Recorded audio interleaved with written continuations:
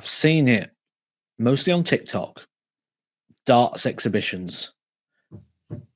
Adrian Lewis, love him. I'm so not happy I've had to put him on this list. Adrian Lewis, Stephen Bunting, Luke Humphries, Joe Cullen, Nathan Aspinall. Stop it. Hello and welcome to the Mission Darts podcast, episode 27, Matt. And the first thing I want to say is, guys, please subscribe. We've noticed we're now getting 1,000 people a week watching. There's only about 100 of you subscribed. So please do subscribe to the podcast. It helps us make better podcasts going forward. Please hit the subscribe button. Thank you. Matt, how are you? I'm in a different area, look. I'm kind of looking at you. I'm looking at the camera. I'm relaxed.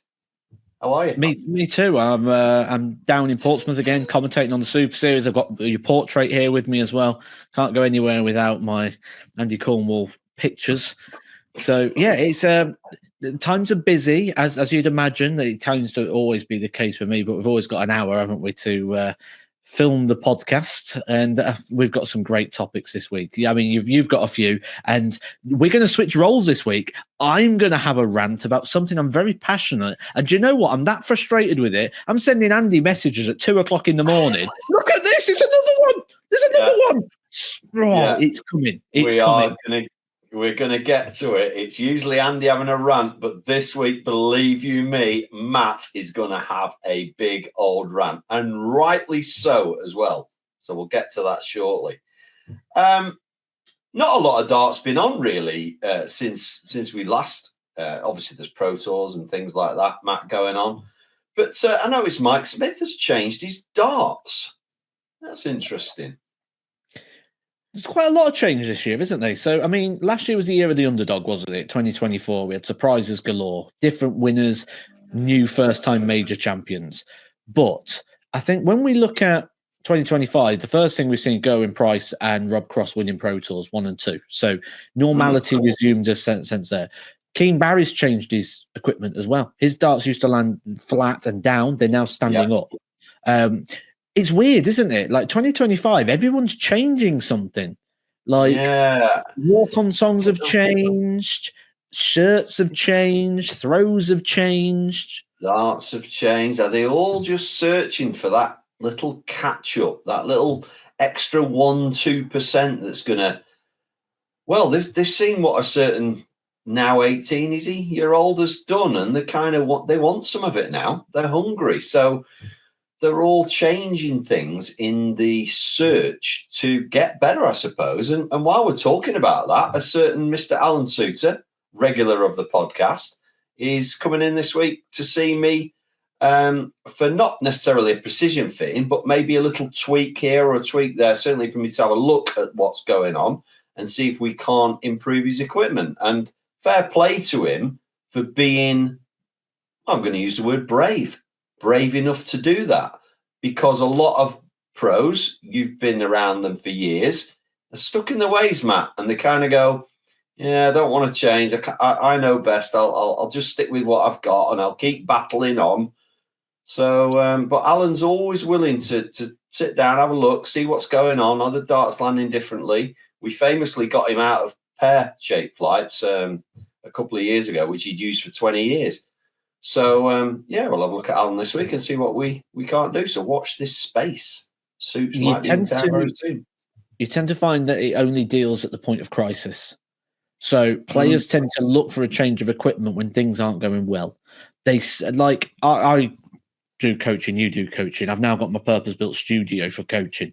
And certainly in regards to the sort of, shall we say, sort of customers you get, the majority of times... Your customers aren't people that are looking and they're on a line of progression and they're looking to develop. They're people that things have gone wrong for them. Yeah, you're absolutely right. They've had a period where they've played well, and then it's all fallen off a cliff, and they're trying new things and they're trying new darts, and they've tried every stance they can think of, and they've nowhere else to go. You're right. They're at crisis point. So they come for us to put a bandage on it and put them back together. I've never known anyone get a tour card and then seek out coaching in order to, right, how can I now make sustained progression? That's the key. Sustainable progression. People make progression, but is it sustainable? I always use the sort of analogy, which is when I was riding my bike to school, because it's a true story. I used to ride my bike to school. I used to have a can of cherry Coke in one hand, and I used to have my breakfast in the other because I would always be late. I'd go downhill into the subway. You have any hands on the handlebars? If anything, I'd put my little finger on with the can I was holding the cherry Coke with. Because I rode my bike that much, I was confident enough to ride it at times with no hands on the handlebars, or literally just my little finger reaching out and holding onto the handlebars. Because I rode my bike every single day for years. Now I don't ride a bike. And during lockdown, I got on a bike for the first time in a long time, and I went on a bike ride with my son. You know, when you could start going out again before anyone dogs me in. So don't worry. Even the Prime Minister's got away with that one this week, so I shouldn't worry about that, Matt. Loves to party, but yeah. So I got on the bike ride, and I tell you what, I could ride the bike still. I could ride the bike, but I couldn't ride it fast. I didn't have the confidence to ride it with even one hand off the handlebars. Going round corners where I used to lean as I went round, I went round like I was like rigid. As old as me. Yeah. Going downhill, I pressed the brakes. I didn't even know bikes had brakes until then. So what you tend to do is you can make progression, but you get reversibility. Same as going to the gym. You go to the gym and you work out every single day, go on holiday for 3 weeks, drinking pina coladas. You come back and you ain't lifting what you lifted before you went. You've reversed. That's so true. So what I teach is how to make it sustained progression rather than reversible.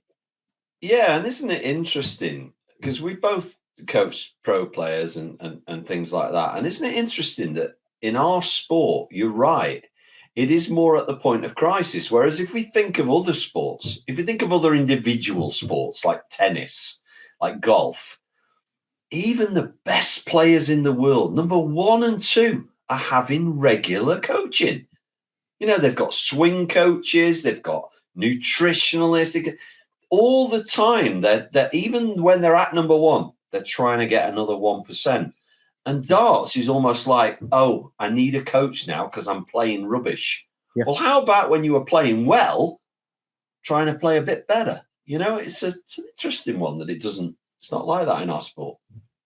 I think there's an ignorance to it, though, as well, in the sense that there's a lot of people who don't know the value coaching can offer.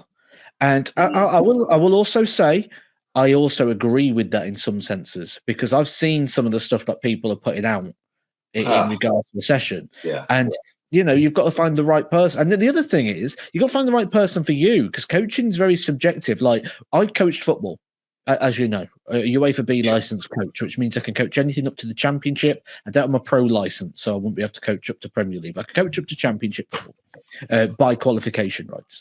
Now, put me with an under-9s team, an under-10s, under-11s, under-12s. That's my area. I am absolutely superb with that age group. Put me with an under-16s, I'm not quite as strong. Put me with an adults team, I'm not as strong, but I am in terms of a developmental team. So if you put me with an adults reserve team, you're going to get something great out of me. Put me with an adults first team, maybe not so much. So that's why I was assistant manager at under-11s for the academy I worked at, because that was my age group. And with that as well, I worked at under-9s, because again, that was where I could really pick up and develop people. Do you know what's interesting as well, Matt? I think when people come to us for coaching, is that, and this isn't an advert for coaching, by the way, but it's not just about technique. People think, oh, it's just technique. They're just going to teach me how to throw better. It's everything else. Look at the video we put out last week about footwear and how popular that's been, and how so many players that have been playing for years have gone, I never thought of that. I never even considered that practicing in my slippers and playing in my trainers would be completely different. If you haven't seen that video, check it out on the Mission Darts YouTube channel, because it's so simple, but those are the things that we want to share with people, Matt, because they're the things that people don't think about. They're just thinking about, am I gripping it right? Am I throwing it right? And nothing else matters. They're not thinking about, how should I be practicing? What's good practice? What's bad practice? What clothing should I be wearing? What's my footwear about? Should I be getting there on time? Should I be checking out all these things that we want to tell people? They're not thinking about. And that's where I think we've got a lot to give, certainly in a video format, to help people progress. Yeah. The two probably most common things I deal with are people who say, I play really well in practice, struggle in a match. You're training yourself to do that, I can guarantee you. Now, I would say, in fact, I can't even think of a single example when somebody has said that to me, that it's not their own fault.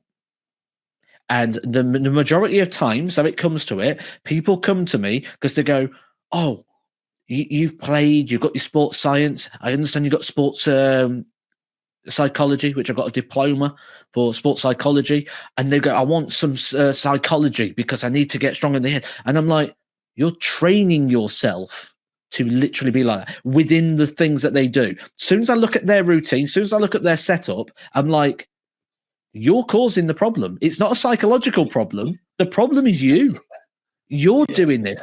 And then when I show them it and I rewrite them it and I reprogram it, they go, oh, it's not psychology really, is it? No, you're just training yourself to fail.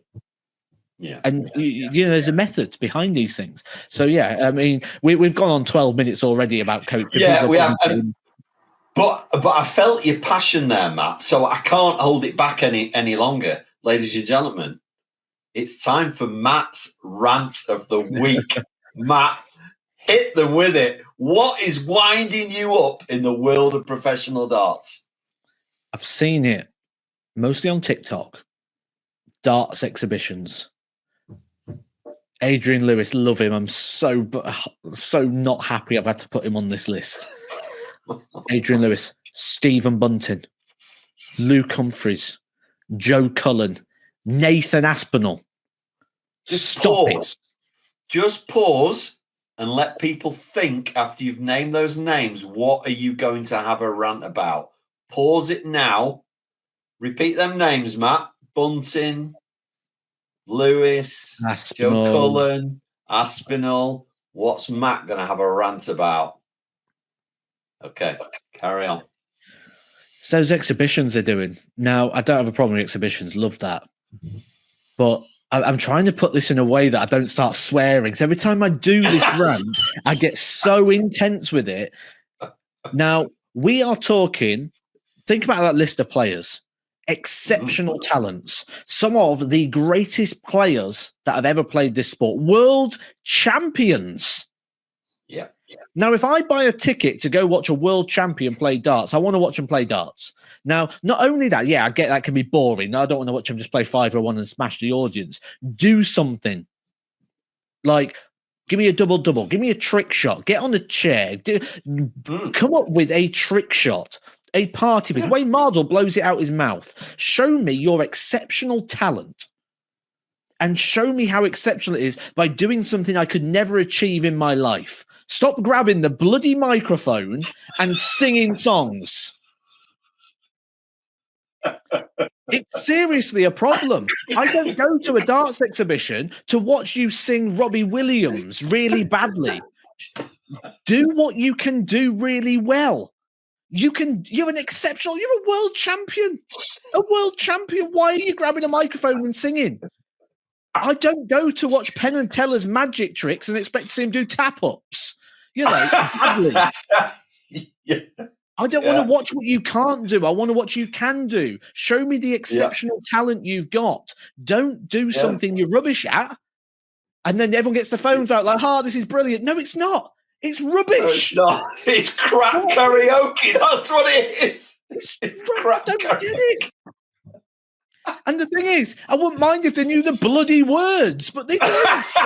They don't even know the words to their own walk-on songs. they'll say one or two, then they'll stop. And then they've even said, like Nathan even said on the mic, because I don't know the words to this bit. It's like, what are you doing? What are you doing? Get People on your are paying knees and hit a bullseye. Yeah, You know? £40, £50 to come watch. It's Take the double flights top, out. double top. Throw nails. Yeah. Throw nails. Do so. Yeah, If John Lowe throws them backwards. He throws the dart backwards. Brilliant. John Lowe would have come into your pub and he'd do trick shots, throwing with nails, so many little dinky darts, doing extraordinary things. I never once would have imagined John Lowe would be coming in singing Sweet Caroline down the Dog and Duck. It wouldn't have happened. And you got Joe Cullen standing on tables singing songs. You've got a gala with 10,000 people watching Adrian Lewis sing Angels. 10,000 people came to watch exceptional talent beyond belief, and they saw him sing a song. Yeah. What on earth is going on?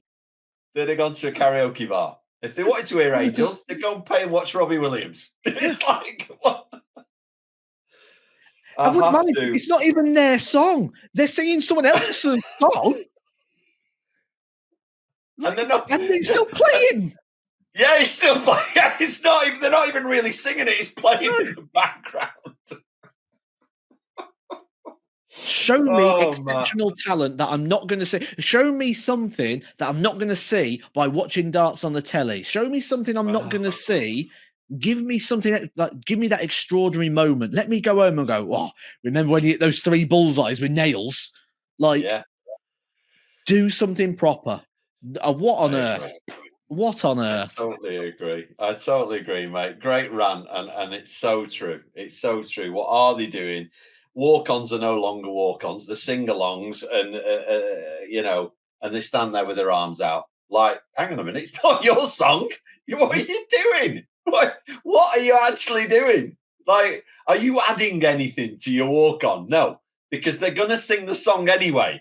You don't need to stand there with your arms out singing along with the crowd because they're going to sing it anyway. Andy, right now, if you went to the UKO, you qualified for the UK Open, right? You've got drawn on the main stage against Luke Littler in the 4th round, and you walk onto Mr. Brightside. Is the reaction really any different that Nathan Aspinall gets what you would get? No. Absolutely not.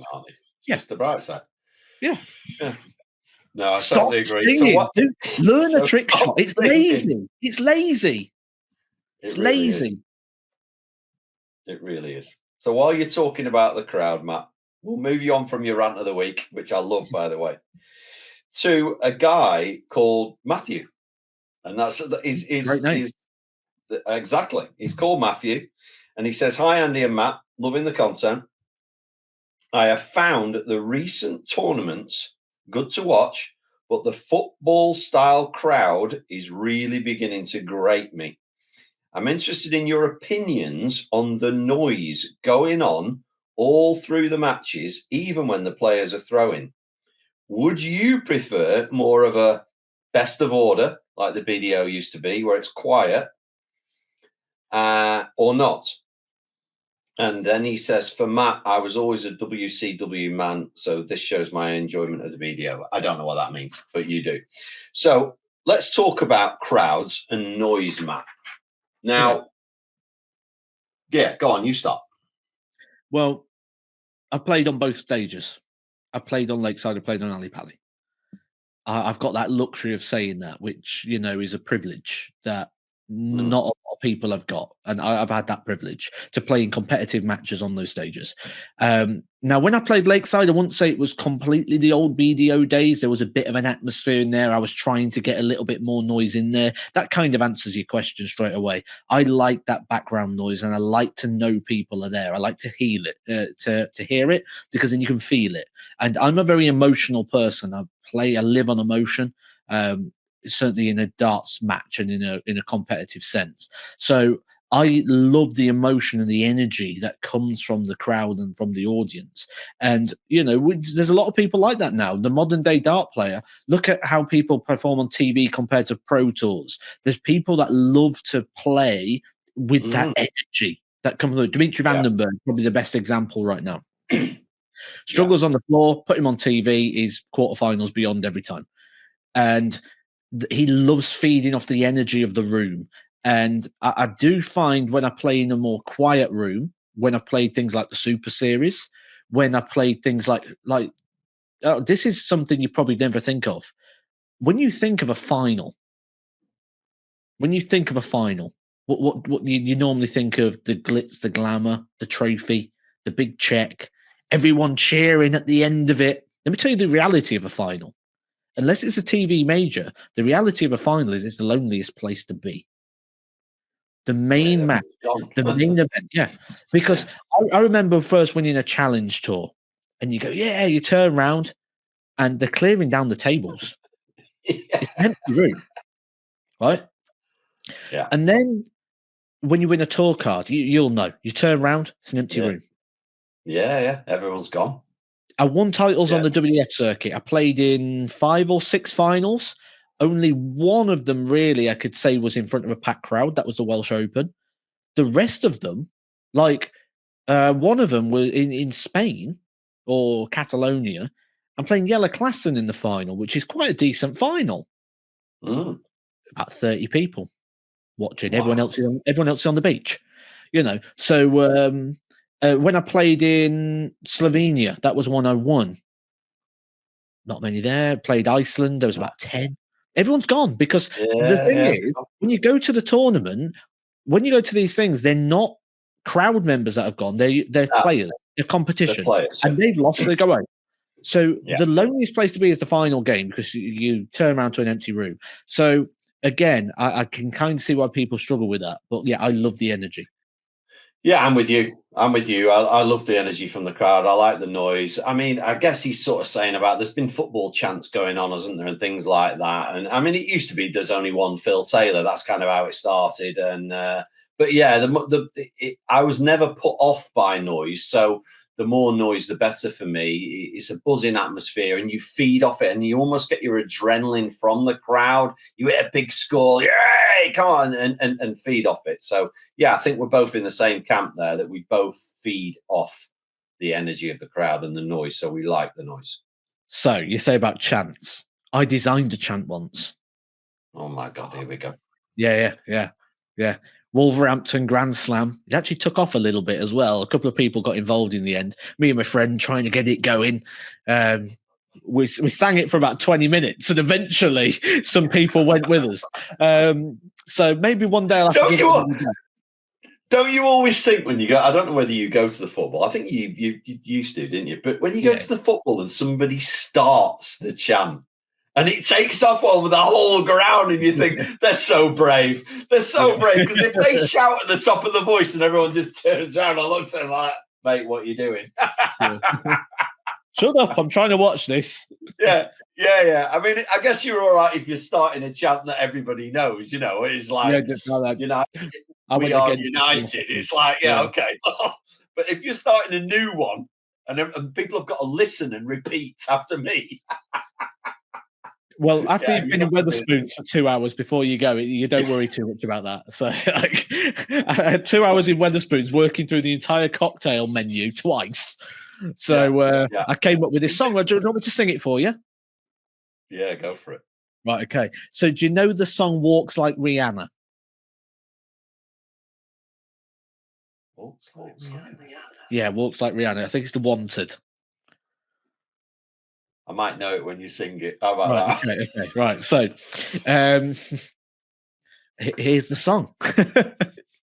Right. So we've just talked about players doing karaoke, and now, ladies and gentlemen, we've gone straight into Matt doing karaoke. Could you have imagined that? I'm going to keep quiet. I can't wait for this. This is getting But remember, this is the situation where I'm not on stage performing next to talent. I'm in the crowd. So it's context here.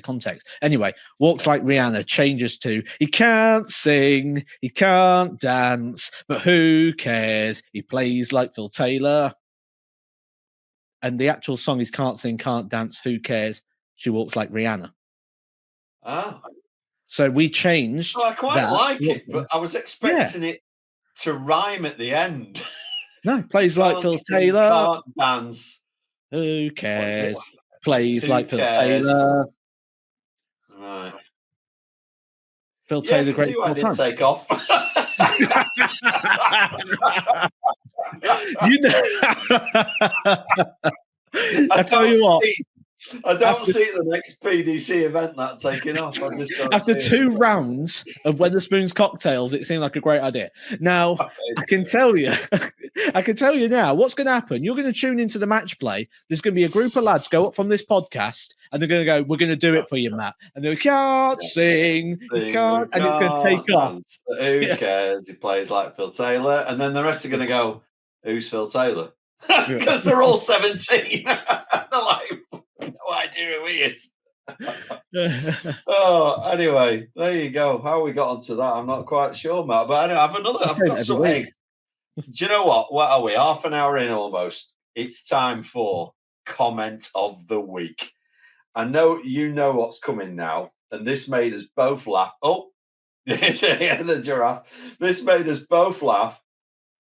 Relevant to anybody listening on audio or on video, this.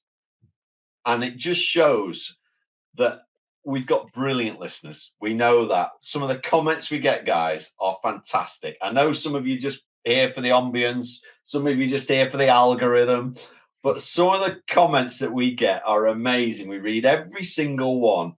And trust me, if it makes me and Matt laugh, there is a good chance you're getting read out next week. So this is from last week's, and somebody has put on one of our videos, which was the one about the shoes. This is Garney 9665. My Oki is 6 inch shorter than standard length due to the limited space. Is there a formula which will allow me to replicate a full length throw by raising or lowering the height of the board?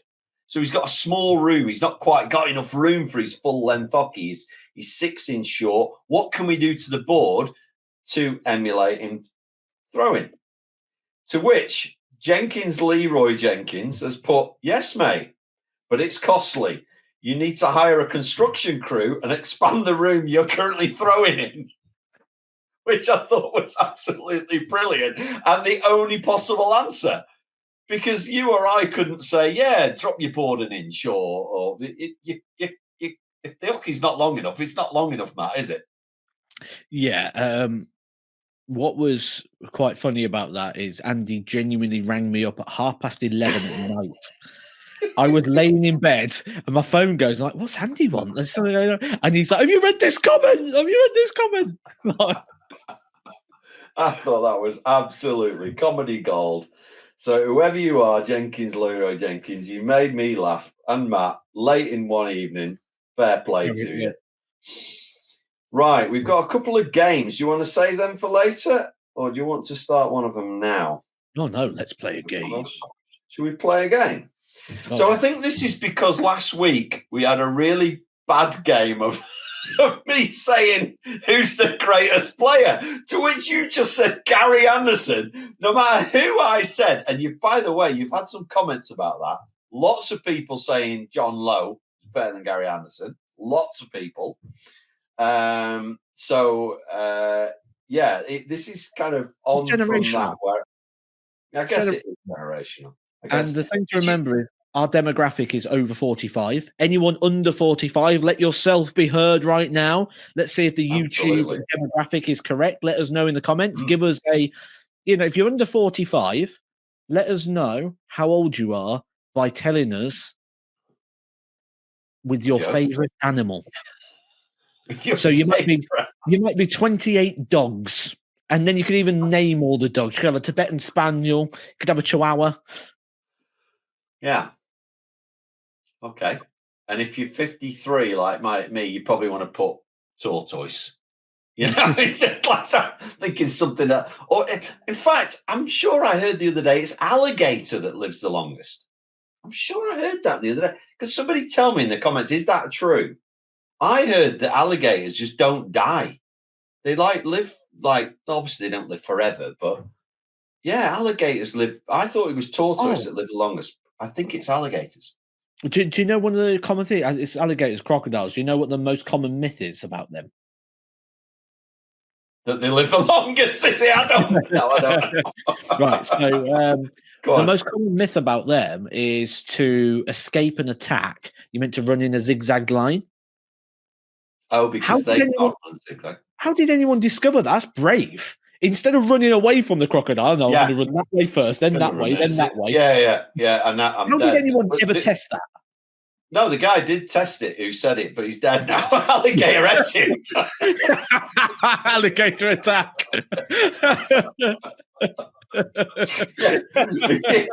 It's the last thing he ever wrote. To escape an alligator, running a zigzag. That was it. Nobody ever saw him again. He got eaten by an alligator. But yeah, that's like the old joke, isn't it? The two blokes in the jungle, and one sees the lion and starts putting his trainers on, and the other fella says, "Why are you putting your trainers on, mate? You can't outrun a lion." He says, "All I've got to do is outrun you, mate." But yeah, the old ones are the best. Anyway, what were we talking about? Oh yeah, last week's who's the better player, which didn't work out quite as planned. But anyway, so we've got this week. This is from 127 and game. Oh, all right. Ooh, That's well, a thanks. very dartsy handle, isn't it? 127 and game. Word association, an underachiever and an overachiever. And you get to pick. Do you want me to start? Go on then. Well, as I've said that, clearly I'm going to. So I'm going to go underachiever, Dave Chisnell. And Okay. now I think you can choose whether you go under or over. Is it tricky, this game? It's a good job it's not a rapid fire like last week. See, Have you got... I don't know. Is Dave Chisnell an underachiever? Well, he's never won a TV major. So But that tells me he's an underachiever. What's he been? Number 4, 5 in the world? he's played the Premier League. He's made Yeah, but has he won it? Has he won it? Yeah, but It's Matt, it's really not that difficult, this game. We are not going to be critiqued on our answers. Has Dave Chisnell, who's earned £3 million in prize money alone from this sport, underachieved? Yes, because he's never won a major. Right. Has Andrew Gilding overachieved? Yes. He has won a major. Not even been in the top 10 in the world. Do you get the game now? Is it? Do you think you could join in, or shall I just do another one? Because this is a bit like last week's game. Gary Anderson, is he an overachiever or underachiever? Probably neither. But if you're going to include Gilding, then Gilding should be third on that list behind Mike De Decker and Richie Edgeham. No, Matt. It's not a ranking. It's not a ranking. It's just a game. Yeah, but it's just a game. Your explanation for Andrew Gilding being on the list as overachiever is he won a major but not been in the top 10, but he's been in the top 16, where those other two players have barely been in the top 32. Yeah. But if we look at Andrew Gilding's career so far, is he an underachiever? Bearing in mind his action and everything else and all that, or is he an overachiever? I would say he's an overachiever. He's won a major championship. He's made semi-finals of major championships. He's won pro tours, all while never being in the top 10 in the world. So for me, he can look at his career right now and go, I've overachieved. I didn't realize that this was going to be this tricky. He's really got on me here, hasn't he? He's gone all Edgar analyst on me now. Can't just join in the fun. Yeah, I think the problem is because it's kind of my job. So yeah. Well, I like this game. I've got two. Or can you give me one then? Can you give me one player that's either overachieved in your opinion or underachieved in your opinion?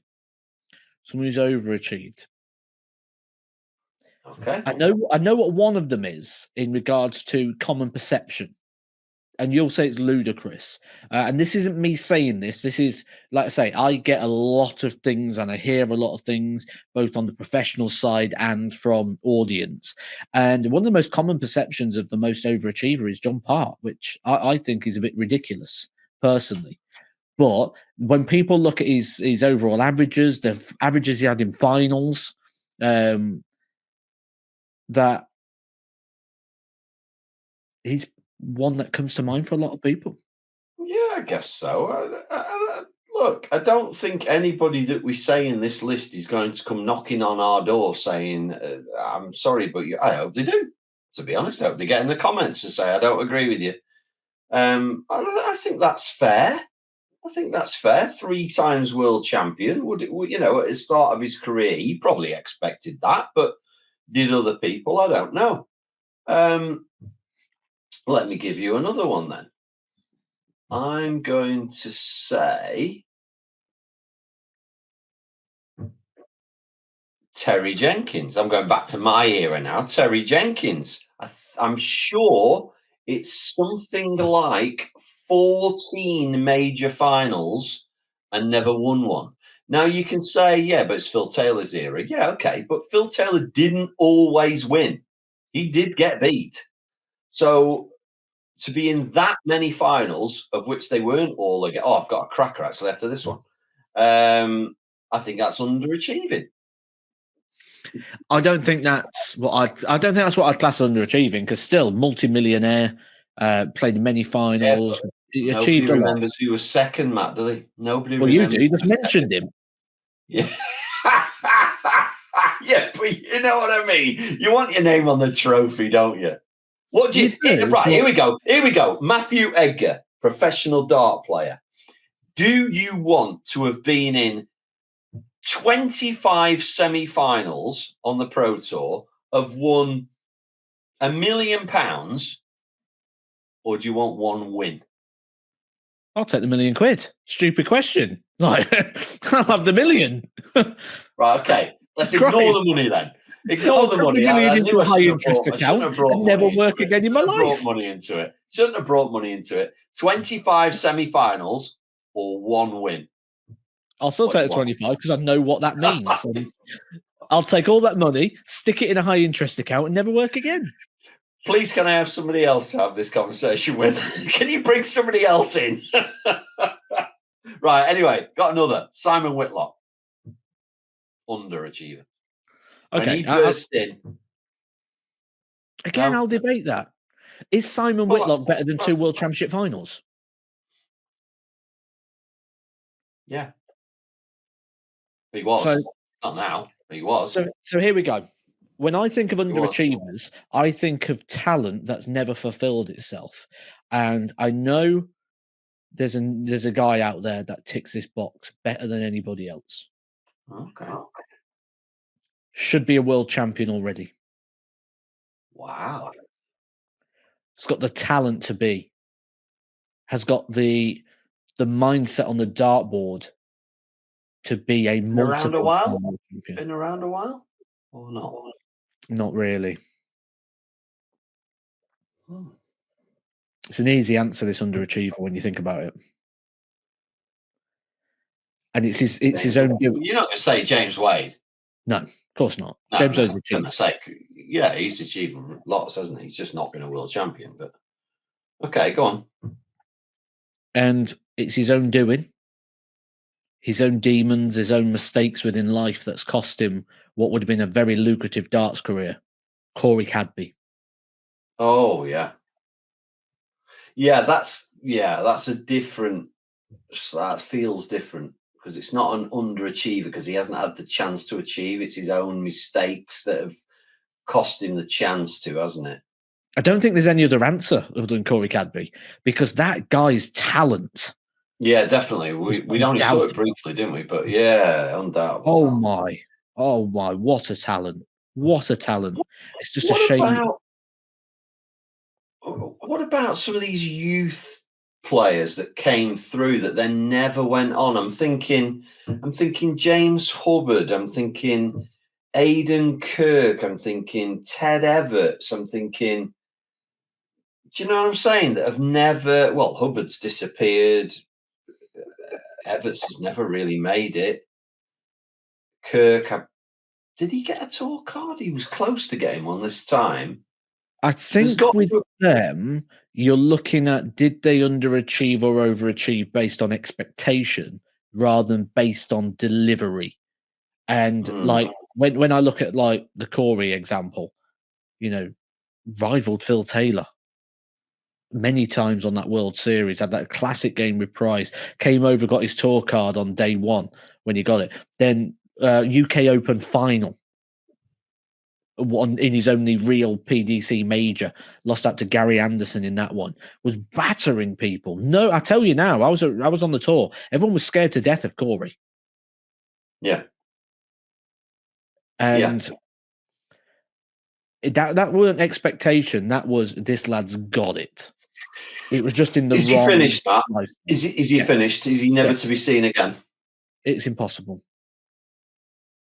Because I don't think he'd get a visa, would he? No. So he can't play in the UK. Well, I'll tell you what, I don't know if you can comment on this or not. I hadn't even thought about it. Dom Taylor. I presume you've heard what the ban is. He's playing again now. He's back playing. Yeah. Can you comment, or is that not a good thing to comment? Do you think it's? My question was going to be: do you think it's right or wrong? I think he's been punished more severely than the original inspection of it looks. So when you look at that and you go, "Oh, it's only a month ban," is that a deterrent? Where did that month happen? It cost him the World Championships. It cost him the Players' Championships, which could have cost him his sponsors as well. Not only that, that's a minimum £10,000 that he's not going to get on his rankings. The opportunity to play on those stages was taken away from him. I think the punishment was severe enough to see him miss out on those events, because that he may never get that chance ever again. That's a good way of putting it, Matt. I thought it was weak. I thought it was nowhere near severe enough. Nothing against the lad. I just think if you break the rules, you pay the penalty, as Leighton Bennett is doing now. But he has paid the penalty. And had he paid the penalty 1 month in July, I don't think it would have been the same. I think because it was the time of year it was, that hurt, and that would have hurt him. And you know, I'm all for. I really am. I believe more in restorative justice and in education over the top of everything. And you know, that case would have been an eye opener to a lot of people about their roles and responsibilities as a dart player. And if it happens again, much more severe. Absolutely. But I think it was educational to him, and it was very expensive. His whole year of work, like, just think about this, right? In his life, he's dedicated that whole year of his life to qualify for the World Championships. And it was taken off him. That is enough. Now, anyone who doesn't see that that's enough doesn't understand that year's worth of sacrifice that has gone into getting that World Championship spot that was taken away from him. Yeah, I'm just playing devil's advocate for those people who will say, well, what if he wins the UK Open next month? It won't have affected him in the slightest. So I'm sort of playing devil's advocate. I agree with what you're saying. I'm a great believer in everybody deserves a second chance. Everybody makes mistakes in life. And, you know, it doesn't matter whether it's in your profession, your personal life, whatever it is. Everybody makes mistakes. He's made a mistake. You get caught on penalty. You know. And but I agree. Should it happen again, that's game over for me. Yeah, there's no third chance. So, but if you know he's got the right people around him, they ensure that doesn't happen again, and we move on. It's just, do people get caught with these sort of things? Because I remember when I had to do my speed awareness course, right? And they went, everyone here, is it your first time? You know, first time speeding or first time caught? Yes. And when they said that, I thought, you know what? That's right. I've probably sped a few times. It weren't that time I was doing 33. I think I was doing 34. It was, or 30, in a 30 zone, and I got caught on it. And I thought, you know what? I've probably done more than that in other places. Certainly at night time, I've probably gone over there a little bit. He's probably bang on. I've probably sped a few times actually, and this is just the first time I've been flashed for it.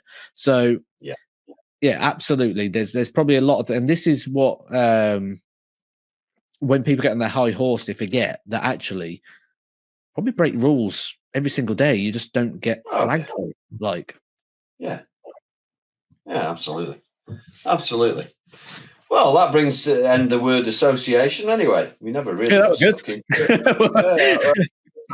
We'll shut that one away, and we'll move on to one more, which is from Jude Easton 4220, who says it would be interesting to hear some of your favourite dart designs, apart from the Matthew Edgar darts. You knew where I was going with that, yeah. Yeah, that's what it says. That's what I'm reading out. Apart from Matthew Edgar darts, obviously. Who do you think has the nicest looking darts now, in the past, whatever? And I love the podcast. And I thought, do you know what? When I get these comments, I don't sit down and think, right, I'll have half an hour thinking about it. I thought, no, I'm going to leave that until it's fresh in my mind when we're filming the pod and see what I can come up with. Now, it's a tricky one. It's a tricky one because instantly you think, well, I think about successful players. So I think about Phil Taylor, I think about Barney, I think about Mike Smith, I think about Anderson. I'm like, well, there's nothing interesting about any of the darts they've had. They're all pretty boring. There's nothing fancy going on whatsoever there in the past. I'm gonna throw one totally out of left field here. 2 seconds before you do. Oh, sorry, I've said it. I was going to say, nobody will have picked Paul Lim. Nobody will have picked Paul Lim. Do you remember Paul Lim's darts when he hit a 9-darter in the BDO Worlds? They look like one of the thinnest darts. I don't think I was born. You don't think what? I don't think I was born. Oh, all right. When were you born? You're born in the 80s, surely. 86. Oh, now, was it after or before 86? I don't know. You're going to Google it quickly, are you? 1990. Oh, there you go. You were 4. You were watching darts by then. Yeah. Paul Lim's 9-darter with some really thin darts. So anyway, that wasn't the question. Well, it was, because I kind of thought them darts were interesting. Who's had an interest? Oh, got to be Mervyn King. Got to be Mervyn. With them silly multi-scallop things that he played in he had them in silver, gold, black. I think he tried every colour known to man. I don't think anybody else has ever played with anything like that. But were they exciting? I think whenever you want to go and buy a set, whose darts have made you want to go and buy a set? Honestly, none. Honestly, none. I'm not a big dart collector or dart pusher. I famously played the World Championship with a set of darts cost me $9.99 from a high street supermarket. So with these questions that I've pulled out this week have been really good to ask you, haven't they? Yeah, they've worked really well. That's worked really well. But with that, I always think with these sort of games, a lot of it needs to be what comes to your mind first. What's the first thing that comes to your mind? And do you know what? There was a dart that came to my mind straight away, and I was like, no, I can't say that one. So I had to think, and then my mind went straight back to this place again. 3 times I've tried to come away from it, and I've gone back to the same place. All right. Now, it might just be because it's unusual, and I like weird things, which is probably why we get on. So, come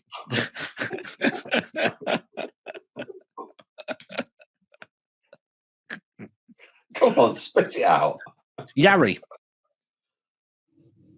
Oh, the mission dart. Yeah, the Yarry, yeah. The mission because Yarry, I remember going, what on earth is that? And then I'm like, these are going really well. Yeah. And then me picking it up and going, geez, and then going, oh, that's and then Andy, the videographer, picking it up and going, what is it? And then going, oh, 140. Like, Jesus, got to get a set of these. Yeah, that's really, yeah. Check that out, guys. If you haven't, just Google Mission Yarry darts. YARI. Pretty unusual dart that, but flies like a dream. Flies like an absolute dream. But well, there you go, Matt. Right on brand there. Thank you very much. The only other one that stuck in my mind was, again, I don't know why I'm on John Lowe today. I did actually meet John Lowe in a bar once. Headphones gone. I did meet John Lowe in a bar once in Tenerife. Do you remember? You must have watched old clips. There it is, Yari on the screen.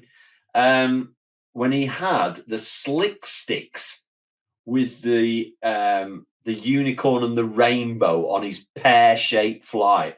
They look mint. They look fantastic. I was a kid at the time, and I thought, I want some of them. I never got any. I think I was like you. I got $9.99 from Argos, something like that. But yeah, they stick in my mind as being a dart. This is a good one for our audience, Matt. Get in the because we're rubbish at it, clearly. So get in the comments below. What's the dart that's made you? And don't say Luke Littler, because if I see another set of them, I'm going to go insane. And people that can't throw them. So get in the comments below and tell us, what dart have you seen a pro player use that's made you go and buy them? And if you put Matthew Edgar, I'm going to delete it immediately. So please pick somebody other than the Edgar's darts, which we know are fabulous. We know is now one of the best-selling darts from the recent launch, yada, yada. But please give us something other than the Edgar darts, a dart that you've seen in the past. I don't care what brand it's from. It's a question. Put it in the comments below and let us know that it's made you go and buy them. Now, I do know that Alan Suter and Connor Scutts are massive sellers for us. So maybe somebody's going to put that in the comments. Totally off point here. Okay. Yeah, I was just laughing to myself there because you can just tell the difference sometimes when someone who works in now broadcast and someone who doesn't, in a sense. And there was just a little tell there. So when I mentioned it, I went $9.99 from a high street retailer because you won't mention a brand. And then you go, yeah, I got it from Argos. It's like, it's just funny because like you can see like the more I work within the industry, the more I can see these little signs of things or things that you sort of learn to say, like without where you want to say something. And there'll be times when I'm saying something, and if you can read between the lines of what I'm really saying, you know what I'm saying. And that's be easy for you, Edgar, as well. Having spent a lot of time with you, that can't be easy for you because I know some of the things that come out of your mouth. You must have to restrain yourself. There's a few times, and there's times where you want to say something, and you just go around, you beat around the bush with it. You say it in a way that people know what you're saying, but Matt, you can never really get in trouble for it. We are almost at the end of this week's podcast, and we have not mentioned Series 3, Episode 1, Rate My Hockey, 25,000 views. Flattering. We said it. It's amazing. We're so grateful. If you're not subscribers or you haven't on the main channel, please go and find the Mission channel and search out Series 3, Episode 1, Chris Mason's Pub, a phenomenal episode. By the time you are listening to this podcast, Episode 2 will be out, and it's Matt's favorite, isn't it, Matt? I set the alarm off.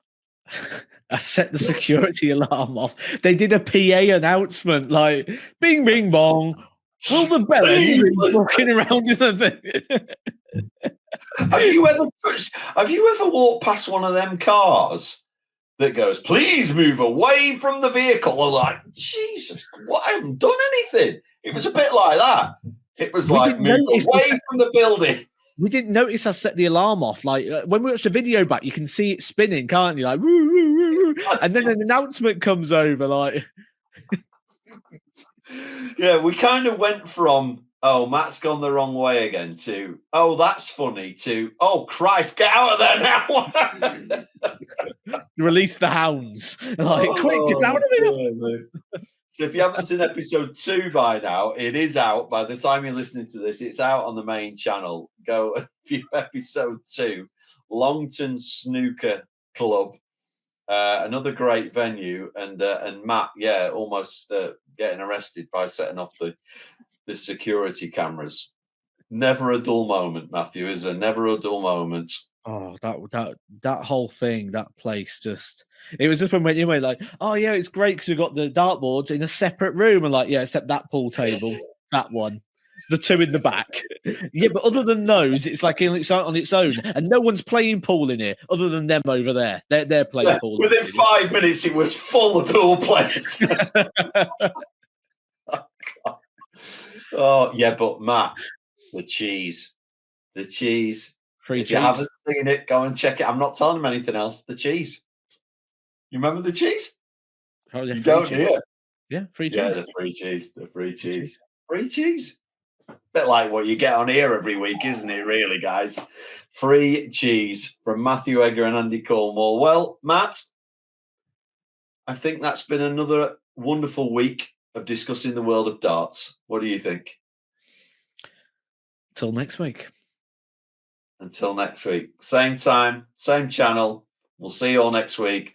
Make sure you're subscribed. We want to see those subscriber numbers jumping this week. Technically, it won't be the same time for us filming, though. Remember, I'm on Pro Tour duty next week on the commentary. Hey. Hey. Okay. Catch you later, guys.